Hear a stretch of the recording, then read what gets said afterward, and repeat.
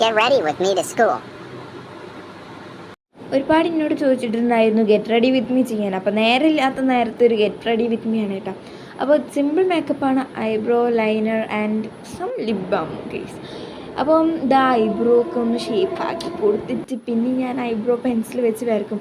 Bro eyebrow പെൻസിലേറ്റ് വരക്കുമെന്ന് എന്നോട് ഇപ്പോഴും ചോദിക്കരുത്. കാരണം എന്താണെന്ന് വെച്ചാൽ എനിക്ക് ഐബ്രോ ഇല്ലേ കേസ്, ബ്രൗൺ ആണ്. അപ്പോൾ പിന്നെ സമയം അങ്ങോട്ട് ഒരുപാട് പോകണം. ഇന്ന് വെള്ളിയാഴ്ചയും കൂടി ആയതുകൊണ്ട് സമയം തീരെയില്ല. സമയം എത്രയായാലും ചെയ്യേണ്ട കാര്യങ്ങൾക്കൊന്നും ഒരു മാറ്റവും ഞാൻ വരുത്തിയിട്ടില്ല കേട്ടോ. അപ്പോൾ പിന്നെ ഐലൈനർ ഇടാണ്. ഈ സ്കൂൾ ലൈഫിൽ എനിക്കൊന്നും അധികം യൂസ് ചെയ്യുന്ന എല്ലാവരും ഐലൈനറാണല്ലേ. അപ്പോൾ ഐലൈനറൊക്കെ ഇട്ട് ഞാൻ മൊഞ്ചാക്കി. പിന്നെ മാക്സ് ആണ് ഈ കേസ് ഞാൻ ഇട്ടിട്ടുള്ളത്. കാരണം എന്താ വെച്ചാൽ മാക്സ് ഇട്ട് കിടക്കാൻ ഭയങ്കര സുഖമാണ് അല്ലേ, കാര്യമായിരിക്കും. പിന്നെ ലിപ്സ്റ്റിക്കൊക്കെ ഇട്ടു. ഇത് കട്ടി വരുന്ന ലിപ്സ്റ്റിക് കണ്ടിട്ട് അനിയത്തി മൊത്തം എടുത്തേക്കണ് കേസ്, അതാണ് പ്രശ്നം.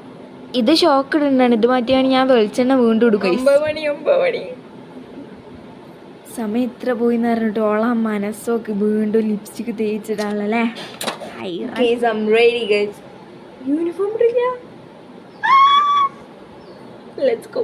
ഞാൻ ഉദ്ദേശിച്ച ലെറ്റ്സ് ഗോ ടു ഈറ്റ് ആണ് ഗൈസ്. കാരണം എന്ത് ഞാൻ വിട്ടാലും തിന്നാൽ മാത്രം വിടരുത് എന്ന് എനിക്ക് ഈ ഡേറ്റ് ഇങ്ങനെ ഓർമ്മ വരുന്നുണ്ട് ഗൈസ്. അപ്പോൾ വീണ്ടും ഞാൻ പല്ലേച്ചു. കാരണം മസ്റ്റാണ്. ഞാൻ ഒരു ദിവസം രാവിലെ 2 പ്രാവശ്യം പല്ലേക്കും. Don't ask me why. Okay.